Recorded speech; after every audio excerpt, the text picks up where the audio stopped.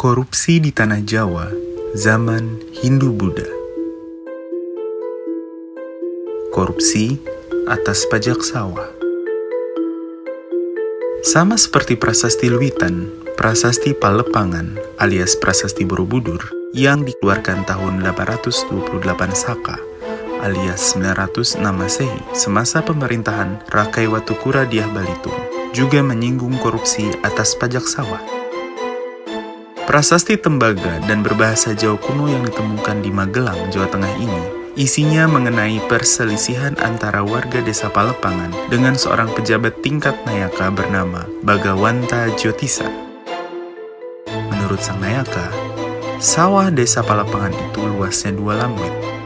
Dengan begitu, harus dibebani pajak sebanyak 6 darana perak setiap tampahnya. Warga Palepangan tidak merasa sawah mereka sedemikian luasnya, dan dengan begitu mereka tidak sanggup membayar pajak sebanyak itu.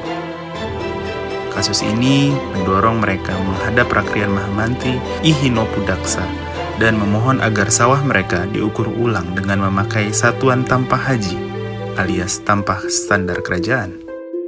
Mereka yakin bahwa sawah mereka panjangnya hanya 100 depas sihwa, dengan lebar 30 depas sihwa.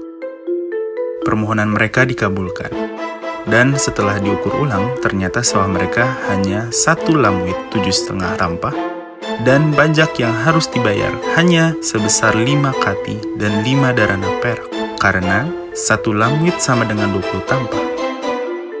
Jelas sang Nayaka hendak mengambil keuntungan untuk pribadi sebesar 12,5 kali 6 darana perak alias 75 darana perak.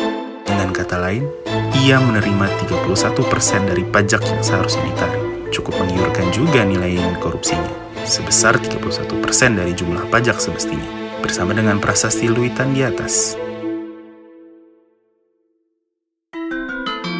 Prasasti lainnya adalah Prasasti Kinewu, alias Prasasti Blitar I, yang dikeluarkan 20 November 907 Masehi atau 829 Saka, semasa pemerintahan Dyah Balitung pula. Prasasti Arca Batu berbahasa Jawa kuno ini ditemukan di Blitar, Jawa Timur.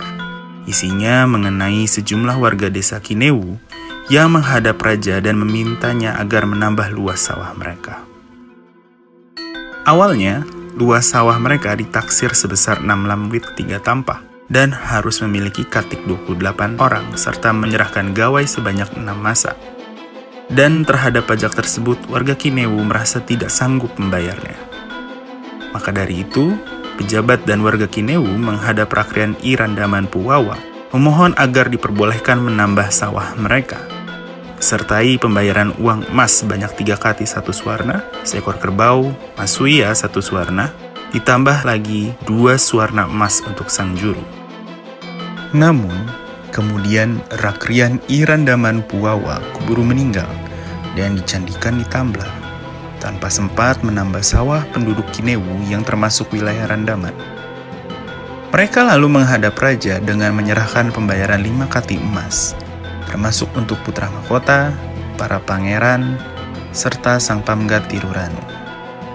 Yang menyampaikan permohonan itu adalah sang pamgatmo Mahuma Imam Ratapu Utara. Pratatya di Randaman bernama Rake Hampran, Pu Watabuang, dan Pu Dumba. Permohonannya dikabulkan. Lantas diputuskan oleh raja bahwa luas tanah mereka itu hanya 6 lamwit, dan mereka harus mempunyai katik 12 orang, serta wajib menyerahkan gawai 6 masa. Keluarnya keputusan raja tersebut disaksikan semua para pangurang ing kabandarian atau para petugas pemungut pajak di tingkat pusat. Lalu, Citraleka atau juru tulis menuliskan perintah raja di atas ripta atau lontar. Dan lontar itulah yang dibawa ke Kinewu. Atas permintaan warga Kinewu, isi lontar tersebut dialih mediakan ke permukaan batu, agar isinya tahan hingga berabad-abad. Maka dibuatlah salinan piagam lontar itu pada media batu dan jadilah prasasti ini. Dengan begitu, dapat dipahami jika tulisan pada sejumlah prasasti cukup buruk, mengingat orang yang menuliskannya bukan ahli profesional seperti Citralekha, melainkan hanya orang desa seperti warga desa Kinewu. Prasasti berikutnya adalah prasasti Tija. Karena lempeng tembaga pertama dan terakhir prasasti ini hilang, dengan begitu tidak bisa diketahui angka tahunnya. Namun, segi tulisan prasasti ini menunjukkan kesamaan dengan prasasti Cunggrang II. Dengan begitu diperkirakan berasal dari masa Pusindong dan merupakan prasasti Tinulat atau salinan.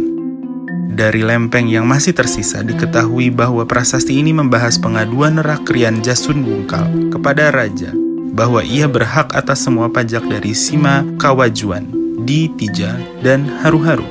Namun, Sang Awuju I Manayuti tidak pernah menyerahkan pajak-pajak kepadanya. Atas pengaduan itu, raja memanggil Sang Awuju I Manayuti. Sidang pun digelar, yang juga menyertakan Wasana dan Dinamwan. Keduanya ditanyai raja tentang pajak-pajak dari Sima Kawajuan. Mereka menjawab bahwa pajak-pajak tersebut dipakai untuk menambah pembayaran atau menjamu para penarik pajak yang meminta upah yang lebih dari mestinya.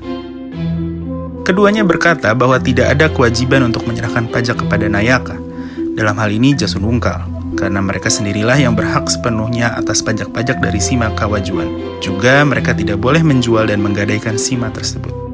Keterangan yang mereka berikan kepada raja itu dikeluarkan atas dasar kenyataan bahwa Sima tersebut telah mereka jual kepada Buyut Amabaki 28 tahun lalu, dan kini hasilnya dinikmati oleh Kebo Kikil. Sifat pembelian Sima tersebut ialah waruk lepas, sehingga Buyut Amabaki berhak sepenuhnya atas semua pajak atau segala jenis tanah di Sima Kawajuan di Tija dan Haru-Haru, termasuk juga seluruh denda yang dikenakan atas segala tindak pidana di lingkungan Sima tersebut.